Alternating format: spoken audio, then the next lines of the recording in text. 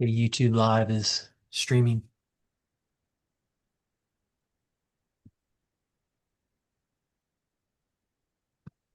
Let me know, Kelly, when you want to kick off.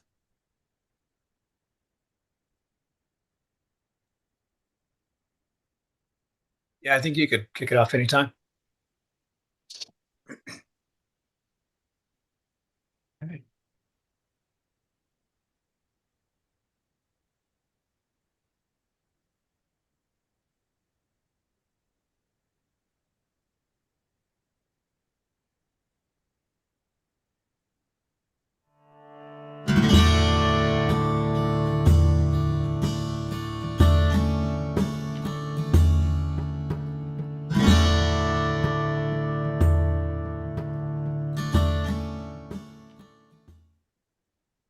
Hello and welcome, everybody. My name is Kelly Sorensen at Ventana Wildlife Society. I'm the executive director.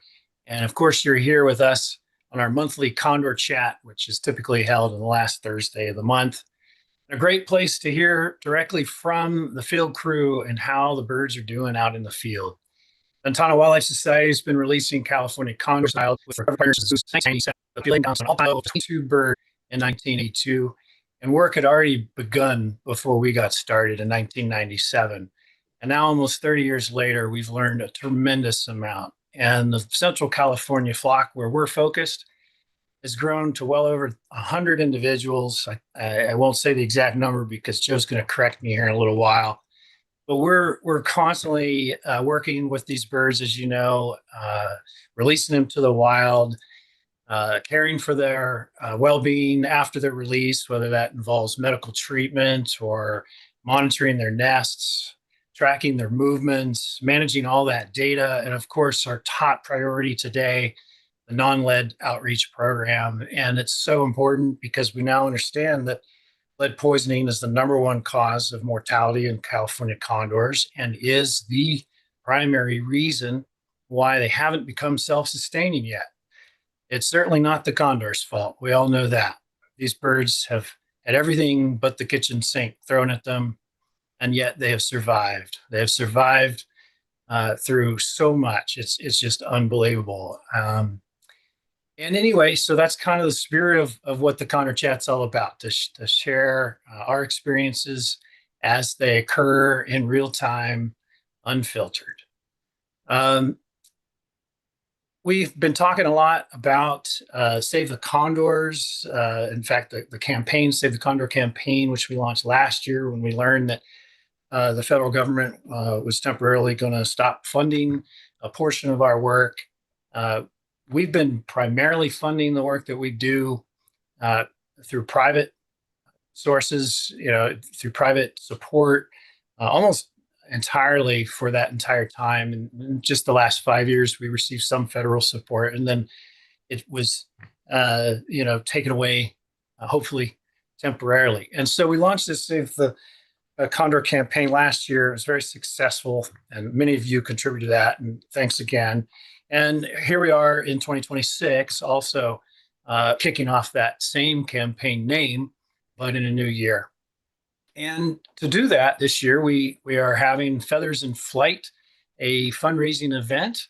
It has two main components. It's in person as well as having an online auction. The auction is entirely online, so even in the in-person event, it will have some items there, but it's all being handled through the online auction. So if you register for the online auction, which, by the way, launched just 4 minutes ago, so it is completely live as of 4 minutes ago. Bids are now available to be made on all those wonderful items that are there. And everyone who registers for the event or attends the event, buying a ticket on June 7th for that portion, will get entered into a random draw to go up to the Condor Sanctuary with me to go see the birds and to go see our property up there. We have so many wonderful items, as you can see in some of these pictures. We have fantastic sponsors who donated many of those items. Some of the sponsors I just want to mention: Post Ranch Inn, Blade and Talon Wine, Alvarado Street Brewery, or brewing company. I'm sorry. Um, and also the well, let's see. Do we have a sponsor list up here? I'd like to see and make sure I don't miss anybody. I think it's up toward the end there. Yes, thank you. So of course it's Hidden Valley Music Seminars is the host. That's where we're going to hold the event on June 7. And they've donated the space for free. So just so generous. I already mentioned Post Ranch Inn. I think I mentioned everybody there. And then of course Creative Arts Services, and that leads me to Cheryl Feely. And Cheryl, um, she's on our panel here. Hopefully you can see her. And if I missed anything about the event, we'll come back to it. I'm just super excited to talk about Cheryl. She's joined us here today. She's the owner of Creative Arts Services, and she had this wonderful idea to commission two artists, and both those artists are here today. I'll let her introduce them and talk about the art that they've created. But Cheryl, I just want to mention, she comes to us in many different ways. She's a donor, she's a volunteer tracking condors on the coast, and she's constantly finding ways to make a bigger impact. And through this event and her relationships with these wonderful artists, she's doing just that. So Cheryl, welcome, and why don't you say a few words about yourself and these artists. Thanks so much, Kelly, and hello to everyone out there and to all the Ventana Wildlife Society team. What's happening with this auction is everybody's leaning in and giving back just a little bit more than they might ordinarily, just trying to help this fundraiser really bring in some good revenue. I have been a condor tracker. I'm coming on my 4th year, I think. I was part of the original team, and it is some of the most rewarding work I've ever done. I've worked a lot in volunteerism over the last several decades, many decades. And when the idea for the auction came about, my thought was to invite some of the artists that I really enjoy working with in my business, which I primarily focus on art and healthcare and public sculpture. And so out of the hundreds of artists that I've worked with over 40 years, I reached out to Cynthia Houghton and Patty Griffin, who are both with us today, and they both created amazing works of art. The first one, they're both ceramic, so it could be considered fine art, fine craft. Both pieces are unique and original, and there is only one of them. And both of these pieces are part of the auction, and so someone lucky out there is going to become the receiver of either or both of these works.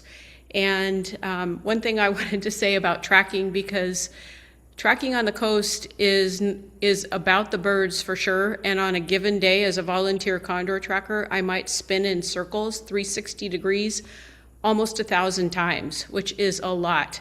And some of my most rewarding moments, obviously, are having the birds fly over, and especially when I get to share it with visitors or people that are out looking for condors on the coast, some of which have traveled from very, very far away, and then they get that moment for a condor to fly over. It's so invigorating that if any of you are out there, I remember you, because we've all went, wow. So Cynthia is going to kick off the first of two pieces with the title of the work called Condors Fly Free. It is 16 inches wide by 16 inches high by about an inch deep. It's ready to be mounted on the wall. And on the next slide, you'll see the process, and Cynthia will share with you how she created this work.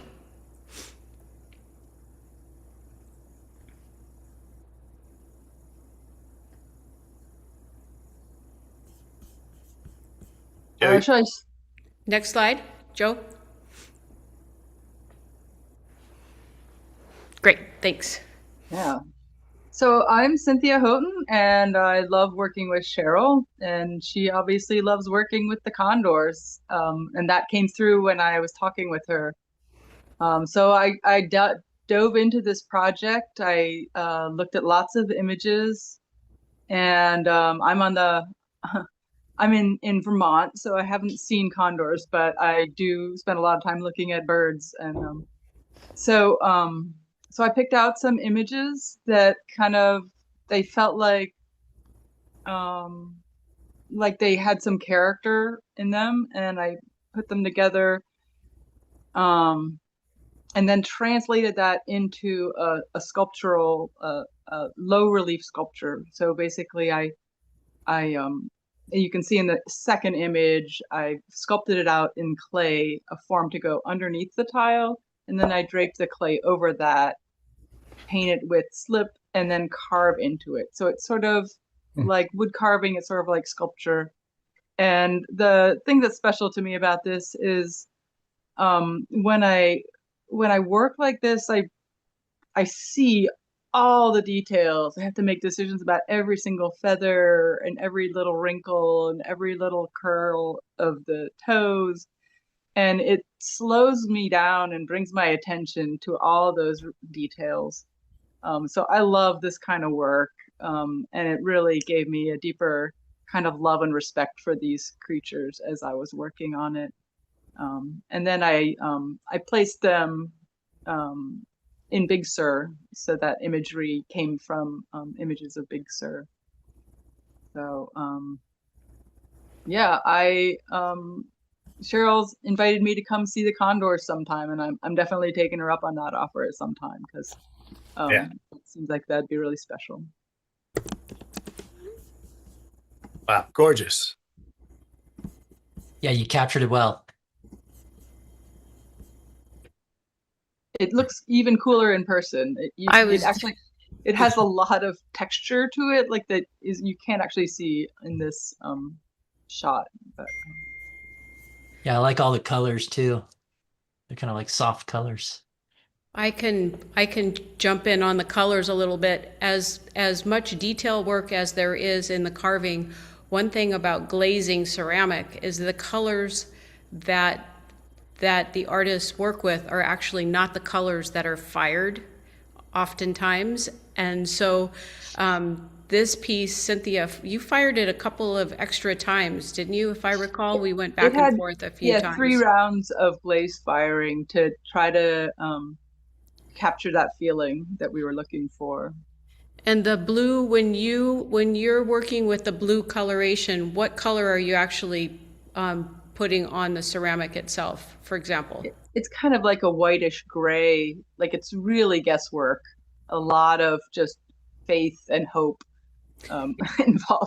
involved in that, and also, like, you know, when I'm trying to get things in specific areas too, I did some masking to try to get the glaze to land here and not there. I didn't want to have, like, for instance, like the color of the head, like I didn't want it to be white, but I didn't want it to be blue, so I had to kind of make sure that the head color didn't end up in the water and the watercolor didn't end up on the head. I remember that. And if I recall correctly, what you did is you have an adult condor in the foreground, and then a young condor is in the background, which doesn't have a fully colored head yet. So there's a lot of intention behind this piece. And yes, seeing it in person, it really has a lot of dimension and sculptural presence. It's beautiful. Thank you so much. Yeah, it was my pleasure to work on it. Really beautiful. Next one, Joe. All right. So the second work of art is called From 22 They Rise, which as you heard Kelly just talk about, was the record low of the number of California condors back in 1982. And this piece it's presented in 2 different ways, finished. On the left, it's outside of Patty's studio home in Cambria. And then on the right, it's on display at the Phoenix shop at Nepenthe in Big Sur, which is where it sits right now. And it is about 70 inches high, so just under 6 feet tall.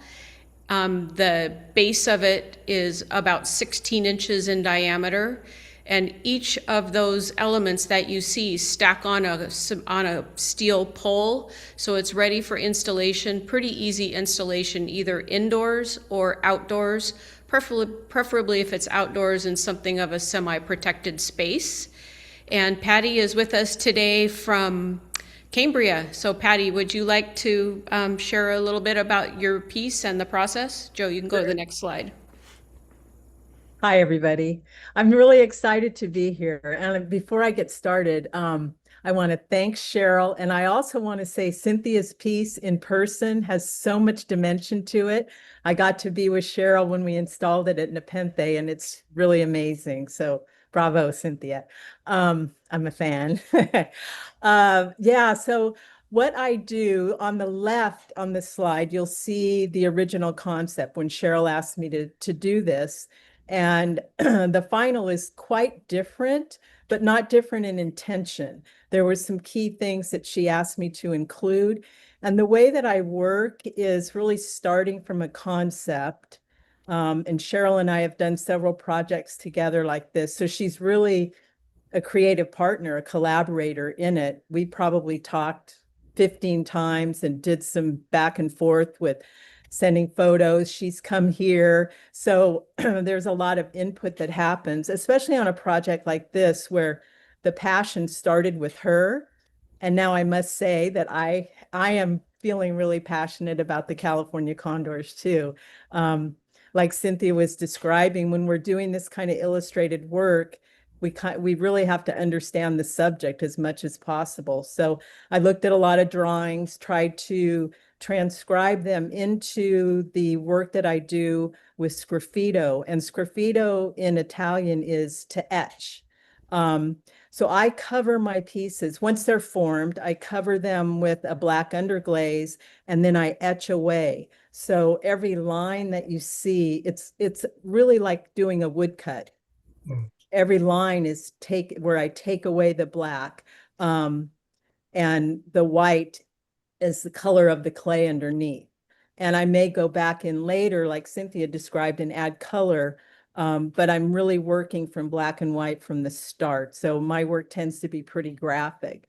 There's Could a I little jump in? video. Yeah. Yeah, Joe has a video to show everyone, just a short one. Yeah, it's fast forwarding a very long process.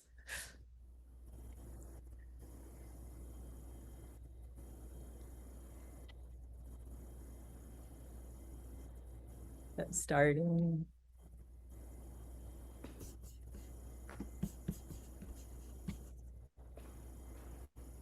Well, while he's doing that, I love the symbolism throughout the whole piece, by the way, from 22, reference of 22. And yeah, love to hear more about that Could you too. go forward to the next slide while we Yeah. wait for the video?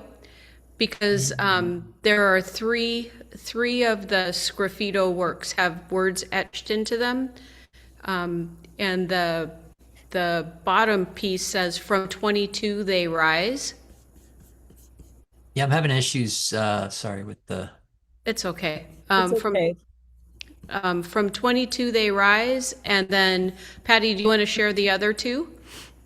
Yeah, one says no lead ammo, and the other one says let them fly free, I think. I can't remember now. I think that's right. Yeah. And they all each one is made separately and then stacked onto this steel pole. So it's very easy to transport. And in fact, I drove it up in my smallish sedan car to meet Cheryl at Nepenthe, and we installed it, had the initial setup done in like 15 minutes. So that's the other thing I wanted to communicate. The intention with this is that it's easy for someone to take home, or if they live in California, I think arrangements are going to be made to deliver and install for them. The piece I do want to just kind of mention, the very top has a California condor sculpture. And at first I was just going to do like a button and end it there. And the very last thing I did was thought, I got to try to make this. I just have to try it. And like a lot of the projects that I've done with Cheryl, it stretches me to do the next thing. And in this case, it was doing that. And now I'm working on some other projects similar to this with other types of animals and images. So once again, she stretched me and Yeah. just got that done.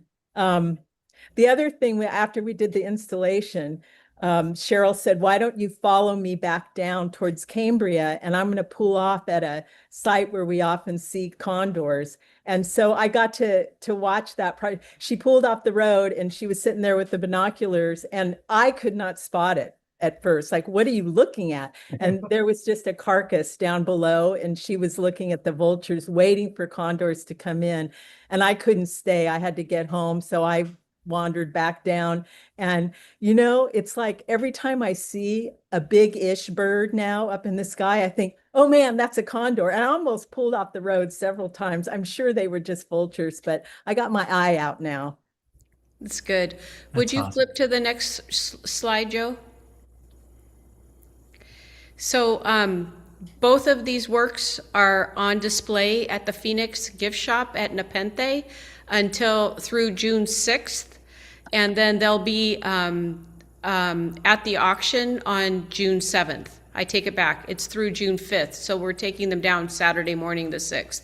And if you haven't been to the Phoenix shop, I love that place. And I'm so grateful to them for supporting this project and allowing us to present these two works of art there and taking up their valuable retail space. They're so generous to Ventana Wildlife Society, and if you're curious and would like to see them, they're there. Go look for condors. Yeah, it's not too far from good condor watching, that's for sure. No, it's not. So do you tell where that site is, Joe? Mile marker 41. There you go, folks. Mile marker 41. Well, no, now, Cheryl, we're also going to install this exhibit at the event on June 7th, right? Yes, they will be up and on display on the 7th, and it's a great time to come and to actually see the pieces up close as well, and that's at Hidden Valley. Oh, and I forgot one more minor kind of big thing. For any of you out there that do any drawing or nature journaling, John Muir Laws, who is kind of the grandfather of nature journaling, spent 3 hours with Darren, and they recorded a video about drawing condors that goes through all different levels, from beginners all the way to people that are more advanced. And that is complimentary when you sign up for the auction, either in person or live. So be sure and check that out too. Thank you so much, Cheryl, and Cynthia and Patricia, or Patty, I guess you prefer. I really appreciate all that you've done and can't wait to see what happens with the event. Let's go ahead and just wrap that up, and let's remind folks how they can participate. They can sign up for tickets in the in-person event for the June 7 event on our website. You can also register for the auction. You do have to do those two things separately. And then on the 8th of June, the auction will close. So the day after the in-person event. The in-person event, if you just go back one more slide, we have great food from Rima Crow. We have wonderful beverages from Alvarado Street Brewery, Blade and Talon Wine. We have live music, David Holodeloff, Peter Mellinger. And we're going to have Antonio Balistreri there, and he's bringing a peregrine falcon, and he's going to give a special presentation to talk about conservation of the peregrine falcon and how that dovetails to the work that we're doing with California condors. And there's just so many things on the auction. There's just not enough time to share it all or to describe it all. So I do hope you check it out. You don't have to even register to see what's in the auction. So you can check it out first and decide if you want to register, but I obviously hope you do. We're trying to kick off the Save the Condor campaign this year with a bang. And once again, just thank all of you for helping us make that a big success, and hope you all can join us. So it's a good place to turn over to Joe and get to the regular update of how the condors are doing, and I hope all of you on the panel will stay with us. Thank you, Kelly. And and a quick note on that Alvarado Street, they last Thursday kicked off the Flight of the Condor beer, which they did back in 2021 to help with the Condor project. So that was really cool. We had a big turnout at the brewery, and I think that's the beer that will be at the event, right, Kelly? I see. Yeah, that's right. It's an IPA. It's really really good. Pretty tasty. Yeah, for sure. And yeah, excited to see all the art, the behind the scenes on that artwork. That was pretty incredible. And that's a great transition to what inspires me and all my crew to do what we do. We're here to provide you a Condor update on how the flock's been the last month. It's been a month of up and downs. Yeah, when we get into the population update, but also a lot of other exciting developments happening. We're going to talk a little bit about the fledglings from last year, and then this year, how the nesting's doing, the 2026 nesting update. We'll always have time for questions at the end. And right now, just to put it on your calendar for next Condor Chat is June 25th, 2026. So be sure to join us then. Again, I work with an amazing crew of people. Mike Stake, our non-letter outreach coordinator and biologist, and then all the Condor biologists, Darren Gross, Kara Fadden, who are both here today. Wave to everybody. They're going to be jumping in here shortly to help me out. And Danae won't be with us this month, but hopefully she'll be back next month. And of course, our GIS specialist, super duper map maker, Evan McGreeth. And of course, Tim Huntington, database expert, and our volunteer. And then our veterinary advisor, Amy Wells, who does amazing stuff. And can't go without mentioning our amazing stellar team of volunteers, Cheryl of which is one of them. It definitely takes a village, and they do a ton of work for tracking work for us on the coast. They really it can't put into words the benefit we've received from them being out there amongst it out there on the coast. I wanted to share a different kind of art spotlight. This was sent to me by Dashel, who's age 4.5. His mom sent me this photo. She wanted to share it, and Dashel's older brother, Sullivan, who's age 8, is an avid birder, and he frequently attends or listens to our Condor chats. And Sullivan has passed along his love of condors to his little brother, and that's obviously taken hold because he made this amazing drawing. You can definitely see the white underwing patches, got the color right, got the beak in there, and pretty amazing. So thank you, Dashel, for letting us share that photo today, or your artwork today. It's pretty amazing. And yeah, that was a real treat for all of us. I was able to share it with the crew and everyone, and now everyone gets to see it. Sanctuary, as everyone knows, we work up at the Condor Sanctuary down in Big Sur. Obviously, it's a really special spot, and going way out in the backcountry like that, you come across some cool critters, and I always like to kind of pass along what we're seeing up there besides condors, because obviously there's more than just condors out there. And on the right, I came across, which is an unusual time of year to come across tarantulas. We usually see them in fall. So this was a little bit of surprise. I came across this guy on the right, and he wasn't really happy to see me. He was ready for me to move on. And anyway, I was able to get this nice photo of him. And then another cool thing that's happened this year, me and Darren were driving up to the site, and we've been watching these caterpillars, and we're like, God, I wonder what that caterpillar is. And the caterpillars finally dispersed, cocoon, became caterpillar, became butterflies. And this is the butterfly. We found out it's called a California tortoiseshell. And this was an unusual year. They defoliated all the ceanothus, and then they had this huge swarm. And I have a quick video I just wanted to share, hopefully to play. I'm having issues with videos, but it kind of captures it was really crazy. I've never driven through this many butterflies in my life, but I had to share this moment. This is pretty wild.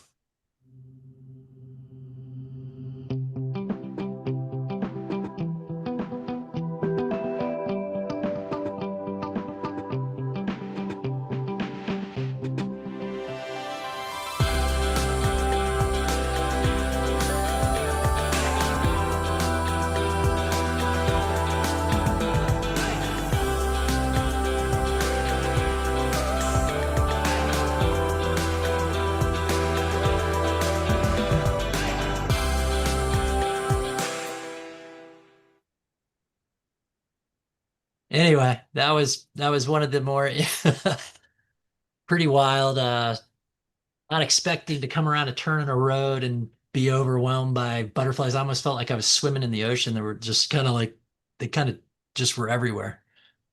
Um, anyway, that was that. Let's move on. Oh, and we had a new essay come out that Mike and Kelly have been working on. Maybe Mike, you can speak to that really quick. Oh, sure. You make me follow up the cool butterfly video. Uh, yeah, were any butterflies harmed in the making of that Yeah, I video? think so. Oh, I was boy. trying to avoid the grill, but you know what I mean. Yeah. Well, everybody knows that ammunition is critical for condor recovery. We are trying to help hunters and ranchers gain access to non-lead ammunition, and certainly, as you've heard, the non-lead 22 has been in very, very short supply, and we wanted people to know about it from top to bottom. And so we actually wrote a paper about it, and that paper was just published looks like day before yesterday. So pretty recent, hot off the press there. Be nice if we can get that link in the chat if we get a chance. That's a lot there to type Yeah, into I your know. search bar there. Yeah. But If but basically the paper is really identifying the problem and perhaps some of the issues involved with condor recovery, to just put that on people's radar and let folks know that hunters and ranchers are trying to make the switch, but there are some obstacles that we still need to overcome to make that happen. Yeah, really important paper. Great job on that. And yeah, that link, if I don't know if you or Kelly or somebody could paste it and put it in the Cheryl Yeah. put it comment. in the chat. Cheryl already put it in there, and we're going to send out an Thank email you. next week with a little announcement about this too. So we'll include the link there. Awesome. But yeah, great essay. All right, onto the population. We are at 110. That number dropped from our last update. Unfortunately, we had a couple condor deaths. Not always the best thing to report on, but yeah, we added a couple condors. We're gonna talk more about them after this slide. And we still have 3 missing birds. And we currently in treatment for lead poisoning. It's touch and go for these 2 birds. It's the great 340 from Pinnacles. He's kind of the alpha dog over there at Pinnacles. Really sad to see him in for treatment. He's been up and down during his treatment. We get updates that he's improving, then the next day we'll get an update. Oh, he's really on the downswing. And the latest update, they're cautiously optimistic. So anyway, it's been a little bit of an emotional roller coaster for the crew this month. And of course, we have 868 that's in treatment, that's in the same boat. And we'll have more details about that. But we also added, unfortunately, we added Diane 1011. She's been missing now a year, since May 2025. And after a year, we declare them deceased. So that's also unfortunate. But yeah, we can get more into details. I was like, I can take over, Joe. Yeah, go for it. Yeah, as Joe said, it's kind of been an up and down month for sure. We have some exciting things to announce a little bit later, but we're going to kind of give a little shout out to these birds who we lost. As he mentioned, 1011 Diane has now officially been missing in the wild for a year. So at that point, we declared them deceased for the year prior. So that brings our death total for 2025 up to 10 with her. But yeah, a little bit about her. She was hatched on March 22nd in 2020 at the Oregon Zoo, and then was brought down and part of our San Simeon release cohort in 2021. So she was released on December 4th with an all-female cohort that we ended up naming after females in conservation. So she kind of gave a little nod to Diane Fossey, the amazing gorilla primatologist and conservationist. And a little bit kind of the timeline is we saw some clinical signs of lead poisoning with her. She was acting a little funky. We tried to trap her. Of course, she never went into our trap. After that, she kind of disappeared. So we set up a couple Light Hawk flights, which is the amazing organization we partner with, that helps us try to track down these missing birds. They're invaluable. Like, they're an incredible organization that helps us through and through. So just shout out to them. At that point, we were able to kind of figure out where she was, but we're never able to get access to the property that she was at. So we continued to kind of track her. But again, kind of after a year, we're still unable to get access and declared her dead. So yeah, little nod to 1011. It's been a rough go for that cohort. We kind of thought all of these birds they were just coming up to breeding age. And then, yeah, she with some of her other fellow cohort kind of got sick. So yeah. Our next in memoriam is the famous 589. Again, he's kind of the bird that we've talked about multiple times that has nested multiple years in a row. He was paired with 569 Phoebe the forager, Phoebe. And yeah, they have successfully had 6 chicks in a row, which is not, they're kind of the oddballs out that we love to talk about. Whenever we say that condors nest every other year, we say except for this example. So yeah, this is a really hard one for everybody. I know, especially the Pinnacles crew, but of course us too, because they're all so amazing and individuals. But a little background on him. Again, he's a captive bred bird, so he was hatched June 13th, 2010, at the World Center of Birds of Prey in Boise, Idaho. Was released in September 26th of 2011. And again, a little background, they did have an active nest this year. They were still incubating that nest, that egg, and he kind of abandoned the nest. 569 continued to incubate that nest, but he just didn't go back. He'd always go into the area, but didn't ever enter the nest cavity. They would kind of interact with each other at the Pinnacles flight pen, but again, he never actually went back into that cavity. Eventually, he really started showing some clinical signs of lead poisoning. He had super droopy wings, was kind of uncoordinated, unbalanced, and the Pinnacles crew was fortunately able to trap him. He was then transferred down to the Los Angeles Zoo for treatment, and unfortunately was euthanized on May 21st, just for quality of life. He was not doing well at all. So they made that hard decision to euthanize him. So he was 15, which is, again, not old for condors, but it's, yeah, kind of the unfortunate age that we're losing these birds at. And again, necropsy is pending for him. So because we do have his body, we'll be able to send that up to our diagnostic lab, and they'll be able to do cause of death. Of course, he was euthanized, so that plays a part of it, but there's definitely underlying issues that happened and reasons for why he deteriorated to where he was. But again, I wanted to shout out what an amazing dad he was. He had 6 biological offspring and then raised 2 other chicks that weren't biologically his, but he raised them, he incubated them, he fledged those chicks, and he continued to feed them long after most chicks stopped getting fed by their parents. So again, he's a real MVP. He's our power dad, and we'll miss him a lot, of course. Yeah, and I'll talk about take over the load. yeah, I'll talk about 827, the last bird that we've lost in this past month. So 827, he kind of like we've talked about in a lot of the other birds we've lost so far this year, was kind of just coming into his own, reaching breeding age not that long ago. He was actually paired with another male condor, 986, who we also sadly lost only a couple months ago. And but yeah, just started to give his background. So he's a Pinnacles managed bird.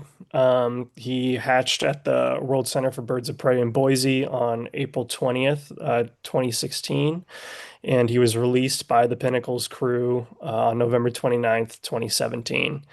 Um, and yeah, so after he had lost his mate, 986, we had seen him, and the Pinnacles crew especially had seen him flying around with another female 747 who had nested before, and also had, her mate had recently gone missing. Um, so we thought, maybe they were pairing up, but then more recently, the Pinnacles crew noticed that he was showing clinical signs of lead toxicosis. As Kara mentioned with 589, one of the telltale signs and symptoms is that we see is that birds start drooping their wings, and that was something they definitely noticed with 827. They were able to trap him, thankfully, on May 22nd, and immediately brought him down to Los Angeles Zoo the next day, and yeah, he was in treatment. The LA zookeepers were doing all they can, and the vets were doing all they can, and they were operating on him, and he died during the operation. So yeah, I mean, we're all crushed by these losses. I know also too, just to shout out the Oakland and LA zookeepers and vets too. Like they're doing all they can to fight for these birds and try to get them better. So I know it's just as crushing for them too to lose birds like this. So yeah, officially, A27 died on May 24th. He was only 10 years old. Again, really only coming into his own. And yeah, like with the others, we still have a necropsy pending. So once we get a cause of death, we will share that. Yeah, and then just to continue on, as we had mentioned, we got a couple birds in treatment still, 340, who's up at Oakland Zoo, and they're doing what they can to give him treatment and aid his recovery. And same thing with the LA zookeepers with 868. They're doing all they can for him too. Um, yeah, both birds are still recovering. We're it's day to day. We're hoping for them. They're always on our minds, and yeah, we're getting updates whenever we can. In some better news, a couple birds that had been down at LA Zoo for treatment were recently released back into the wild. 943, another male who's breeding age, but still pretty young, and then 1215, a juvenile female bird. Both birds in the Pinnacles flock. Yeah, they were treated for lead toxicosis and thankfully recovered and were released back into the wild on May 16th, and they both seem to be doing well. And yeah, just a huge can't thank Oakland Zoo and LA Zoo enough for all the work they're doing. They are yeah, fighting tooth and nail, putting their all into these birds to help their recovery. So just a huge shout out to them. Can't thank them enough. Yeah, and they do it on last minute notice, Mhm. because we don't always know when we're going to be able to catch these birds or find them sick, and they drop everything and help us. So yeah, I think LA Zoo had 4 birds in treatment at one time. Yeah. So they've just taken a big load. But yeah, just nice to have those guys to fall back on for sure. Mhm. Mhm. All right, Rookies. turning the They've been getting page. around. Yeah, got some updates on the 2025 rookies and not just our own Ventana managed rookies, but some of the Pinnacles birds too. Really, the big news that we've seen is that they're just continuing to move and explore outside of San Simeon, spending more time up in Big Sur especially, and so Huckleberry has definitely become more of a regular. He's pictured here, 1290. Yeah, Huckleberry's been a much more of a regular in Big Sur now and seems to be getting pretty comfortable up there, which is good to see after, I think, his first visit up there. He visited and turned around pretty quickly. And we suspect maybe he felt a little overwhelmed with all the other condors and especially the adult condors up there. But he seems to be getting more comfortable up there. And he's been bringing some friends up with him recently. So in this photo here, the bird in sort of in the bottom center of this photo, 1265, Alala. This is her first time up in Big Sur, was just in the past couple weeks, and she was released with Huckleberry. And so, yeah, she's getting comfortable and up there now and has been spending a lot of time up there. I think she's back at San Simeon at the moment, but yeah, more recently had spent quite a bit of time up in Big Sur and has just been interacting with the birds there. And yeah, same thing with 1276. This is a Pinnacles managed rookie, but still in that same, was also released last year. So yeah, I think he's been getting comfortable up there and just following some the other young birds around as they're kind of making the moves between Pinnacles and Big Sur and down to San Simeon as well. And I think there's one other uh, rookie. Yeah, 1257 here in the sort of in the front left part of this photo is another Pinnacles managed rookie who was released last year with 1276. Oh, and 1262 right behind 1257. They're kind of in the back. You can just make out the tag. But yeah, the three of these birds, 1276, 1262, and 1257, were all released by Pinnacles last year. And yeah, they all showed up at Big Sur together. And yeah, I've just been yeah, getting comfortable, meeting other birds there, and yeah, just meeting another crew portion of the flock, which Yeah, has I been fun mean, to for see. me too, it's my first time seeing them Yeah, because yeah. Pinnacles released them, and obviously I hadn't been over at Pinnacles in a while, and it was cool to be up there and see these three show up. Hmm. But then again, Hmm. it's got to be pretty mind blowing for them to find this other whole entire flock, all these big old scary birds, like, Yeah, I don't know who that absolutely. is on the right there, but Yeah, yeah, it's got to be a social awakening a little bit. yeah, absolutely. Yeah, they go from especially the San Simeon birds having maybe like, 50, at most 15 other birds or so around that they're, interacting with, and then in Big Sur it's closer to like on the regular more like 30 to 50 birds that they're with up there. It's definitely a change. Yeah, But it's they're interesting adjusting because well. like hierarchy wise, they probably like being in that little protective bubble, but it's almost like they can't resist Yeah. that, even though that hierarchy is so much more intense in Big Sur and Pinnacles, they're just drawn to it. I think Hmm. it speaks volumes, to I always, the whole pecking order. I Hmm. always feel like it's going to high school. Like you Yeah, always want to go to high school, but then you get there and you're like, whoa, exactly. what did I Great do? analogy. Great analogy. Or middle school. I don't know. One of Yeah. the two. Okay, now we're going to talk about really exciting things. We started the chat off a little sad, but we've turned our page to exciting things. So, as you guys know, Pinnacles was able to trap one of the untags and put on a temporary tag, 9017, and genetics came back that it is in fact 1371 Aloni, Woo. and she's female. So, Yes, we need we're more really, really females. excited about that. Hmm. You can see in this amazing screen grab from Jess828 that she's kind of biting at 219, just who knows, trying to get food, trying to get attention. And the bird in the back is actually 538 Miracle, her mom. So it's kind of the first family photo we have of these three.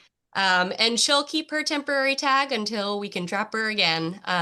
But so now when you see a green 17, that's Aloni. So that's really exciting to kind of get these genetics back and figure out who some of these untags are. Yeah, big shout out to the explore.org viewers and Yeah, just 828. I'm Yep. glad they caught this moment. That's a pretty yeah, cool it's an moment awesome right moment. there. There was another No photo of, bird could bite 219 like that and not get destroyed. yeah, besides his own babies. Not his own kid. Because he's a big boy. Yeah. And our next slide is still an untag. So there are still untags out there that we have yet to capture. We do think that this is 1372, who is 1006 and 574's chick. We have seen, an untag interacting with those two, so we suspect that. But of course, we won't be able to confirm that until we can get this chick in hand.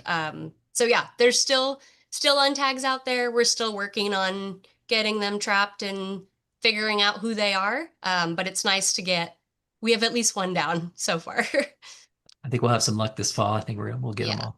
Mhm. Oh wow, this is a And busy yeah, this table's a little overwhelming, but this is our 2026 nesting update. So far at the end of May here, we have 5 active nests still and 5 nests that have failed. So kind of since last month, our biggest update is with 589 and 569's nest. As we just mentioned, 589 unfortunately did pass away this past month. So Pinnacles was able to go and do a nest entry and kind of made the hard decision to evacuate that chick. It was super underweight for its age. And we just think, kind of single parent raising it wasn't giving it potentially the best opportunity to thrive and fledge. So they decided to evacuate that chick. And that chick stud book number is 1429, and is now living down in San Diego at the San Diego Zoo.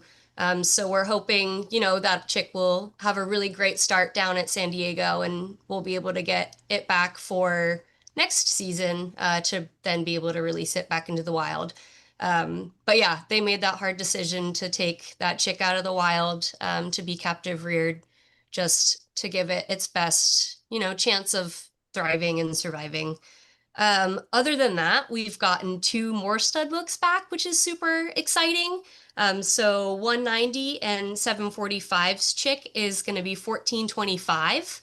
And then 1317 and 665's chick is 1424, which it still mind blows me that we're at 1400s. I know. I can't yeah. believe it. chicks, which Yeah. is so exciting. I think we all said Mhm. that when we saw that. We're like, whoa, 1400. We're like, wait, what? How are we at 1400? Mhm. Yeah, so that's really exciting news. It's always fun to like submit our stud book request form and figure out who our chicks are gonna be. And yeah, those are our, 2 stud books so far. We do still have some more nests that we do believe that like they're still going. They're still active. We're still watching them closely, but they're very remote and kind of hard to keep eyes on. The main one I'm talking about is 840 and our girl Aniko 1031's nest. Their nest is extremely remote, and we're kind of only going off of her GPS and then also like visual detections and signal detections for both of them. So we're going off of some pretty limited data, but patterns are still looking all right. So we're still hopeful on that one. Birds will incubate like a month after hatch date, like hatch success, expected date. So again, we're hoping to call that in the next couple weeks here. So stay tuned for next chat for some of these others. And then also our 758 and 936 nest, we do believe is still also going, but again, is a relatively remote area. So we're just monitoring that as best as we can to make sure that that is still going before we officially call it. Then Yeah, and the Darren, do you same want for to the talk about trio the at next one? Pinnacles, right? Yeah, the trio again. So they nested earlier this year and had their 2 eggs in their nest. And then when they went to go enter the nest, only ended up finding 1 egg that I believe was infertile, and the other one was crushed, or they just found egg shell fragments.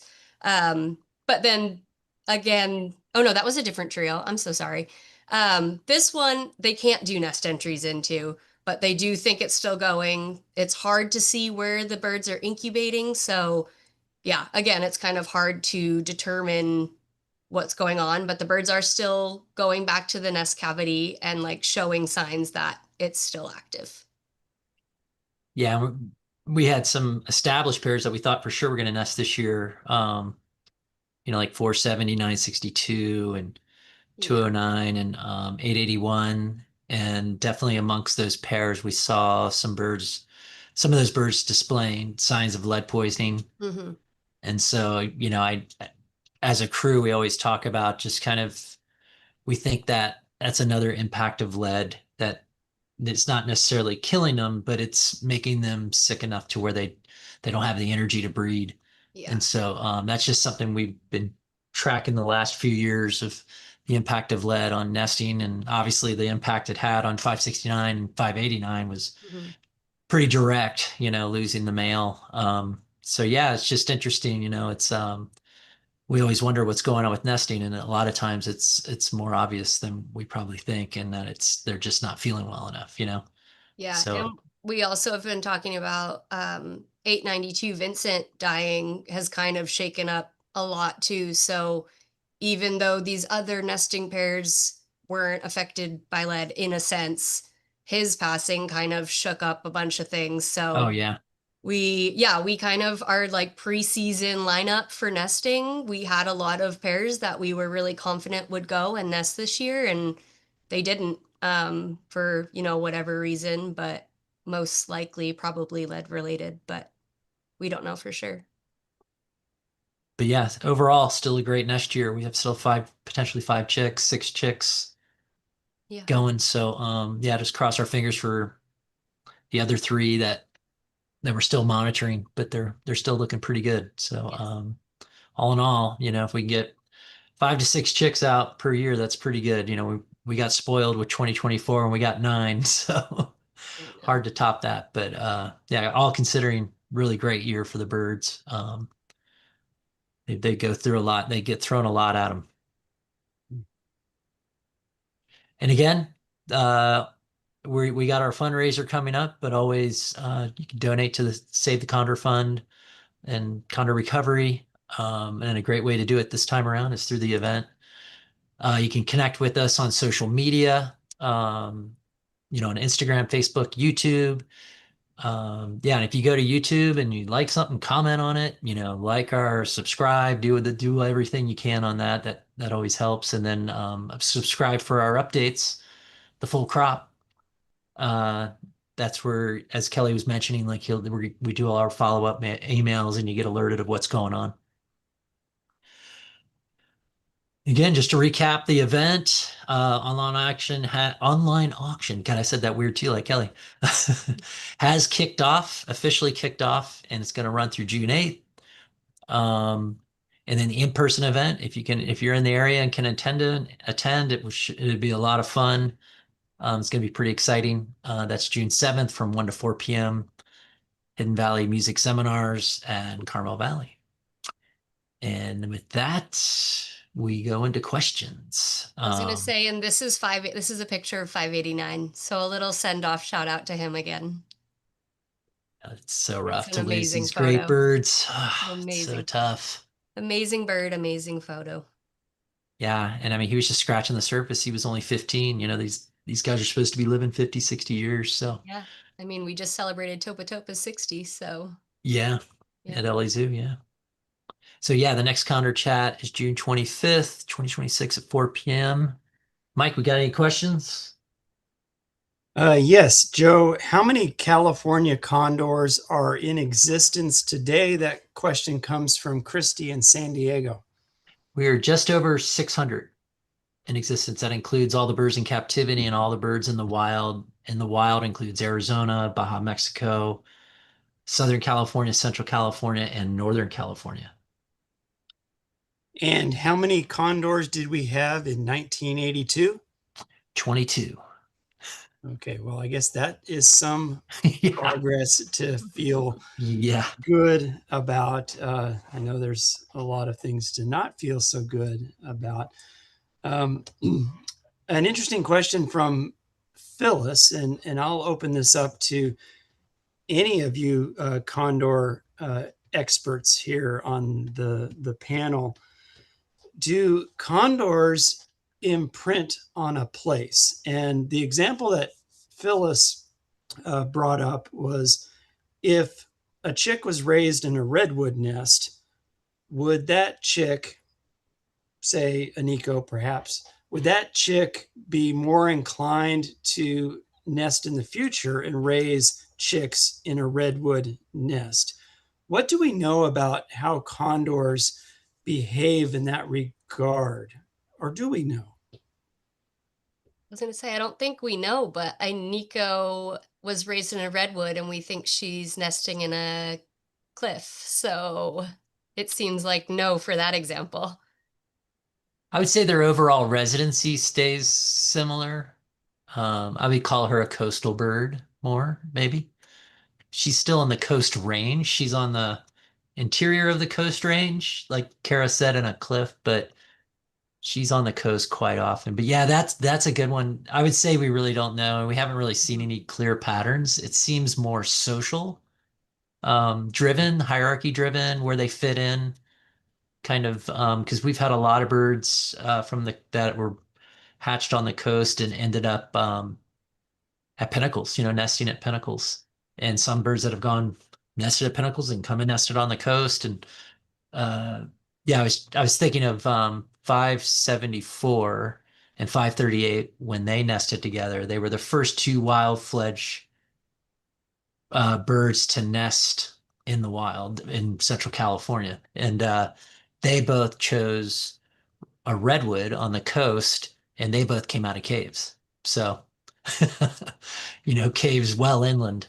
Oh no, I'm sorry, 538 didn't. 538 came from a redwood, but I'm getting them all mixed up. But yeah, 574 definitely came from a cave. So yeah, I think it's probably more social hierarchies driven, and who just that's the part we're still trying to understand.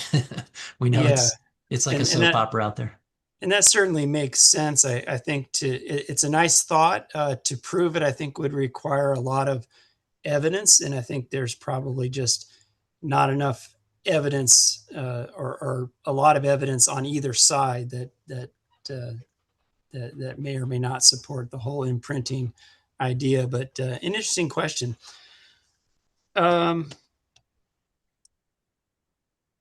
Jessica in Portland, Oregon wants to know, can high lead levels be passed from a mother condor to an egg? What do we know about that potential source of lead poisoning? Is that something that can happen? Um, I don't believe so. I think it can be deposit. It can impact how they form the egg. Like with DDT, that obviously impacts their ability to form an eggshell properly. It inhibits that process, and the eggshells come out thin. I think it's been shown in some bird species to cause eggshell thinning, but it's in terms of them passing on the lead, unless they're actually feeding their chick. But to an egg, I don't believe it actually goes into the embryo, if you know what I mean. I don't know if anybody's ever looked at that, honestly, Yeah, I don't think it's been studied. but just thinking of physiology, I don't know if that could happen, but I guess it could, or if it doesn't, maybe it impacts could some of the development processes. There's so many from the egg itself to the embryo. There's all these different components that if any of them are impacted, the eggs would fail. But I think we haven't seen anything that suggests that these young condor chicks. I would also say that we know that based on blood samples we've collected on nestlings shortly after hatch have been zero lead. So it's not until the parents seem to bring it back to the chicks, and when they're feeding the chicks, they accidentally give the chick lead. But I would just say evidence would probably say no, that it doesn't get transferred to the chick. Yeah. Okay. These are good questions today. Yeah, they're great questions. A question from Alva in New Tazewell, Tennessee. Are there any condors from the original wild populations still with us? And maybe I'll ask Kara, if so, have you seen any of those birds? Well, first off, yes, there are still some.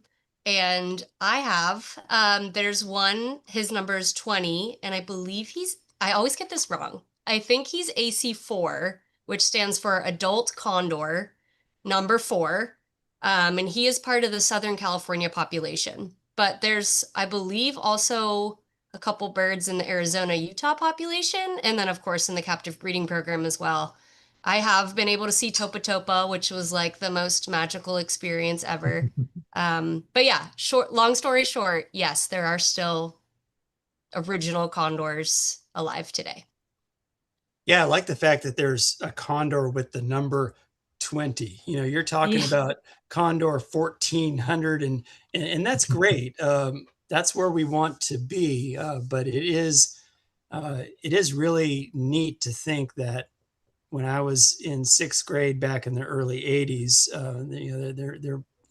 there were birds that are still alive today. I think that's pretty incredible, and it speaks to the longevity of condors when given the chance. Yes, some of those condors, Mike, they didn't know how old they were when they caught them.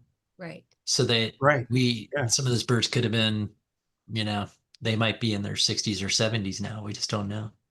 Yeah. just that are still alive. That some of those, I can't remember exactly who, but there were a few caught that they did not know their age, but they were adults when they caught them in the early 80s. So minimum, Yeah. like, it would be the late 70s. It'd be close to 50, pushing 60 maybe.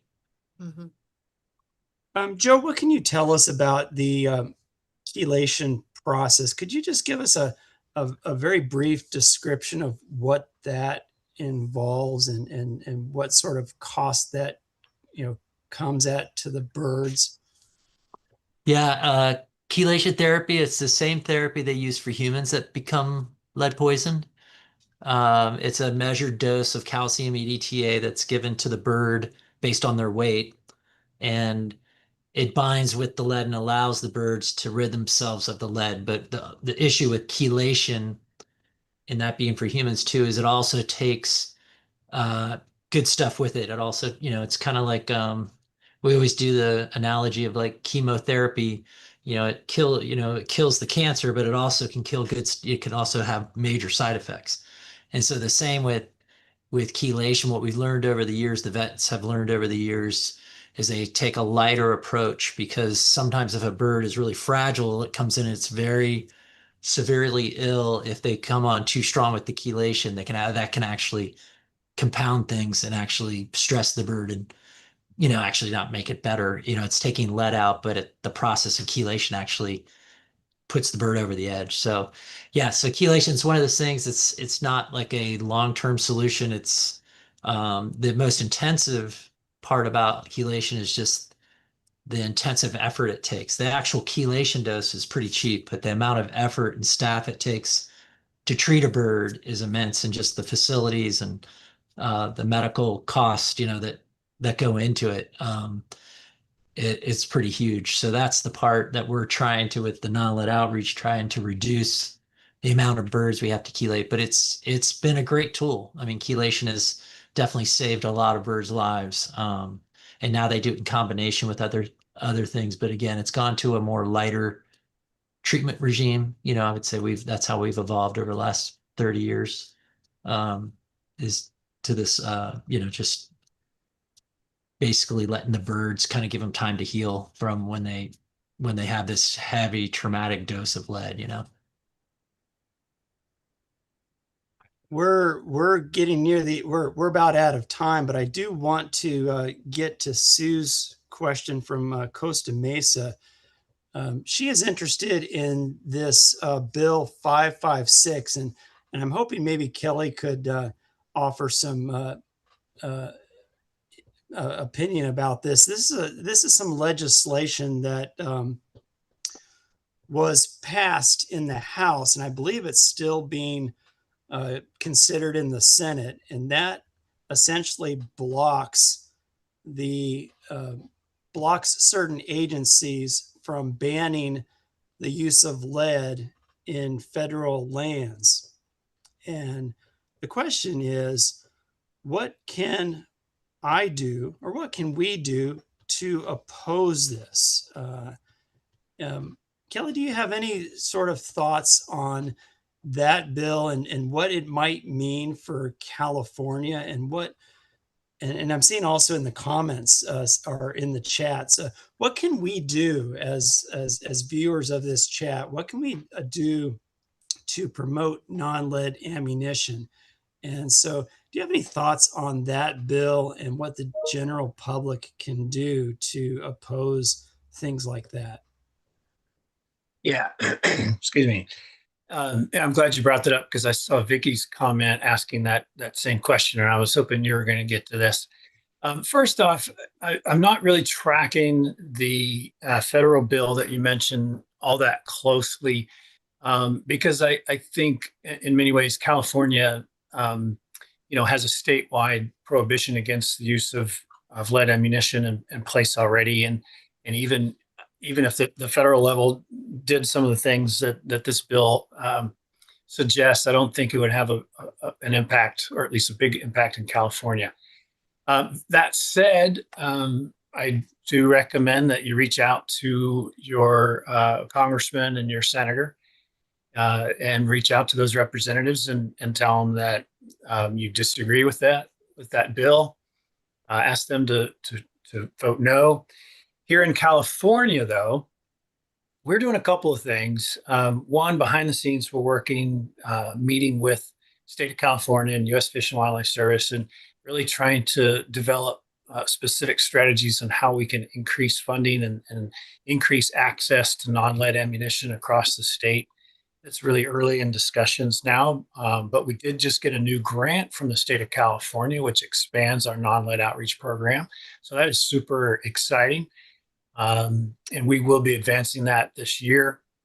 But legislatively in California, and this is what I really wanted to get to, we're developing a broad coalition. We're in the early stages right now, which is why you haven't heard us talk about it yet, but we're putting together a broad coalition of support to encourage non-lead ammunition, better access to non-lead ammunition in California. And notice we're not talking about taking anything away or banning or anything along those lines. That would really be a detriment to what we're trying to do here.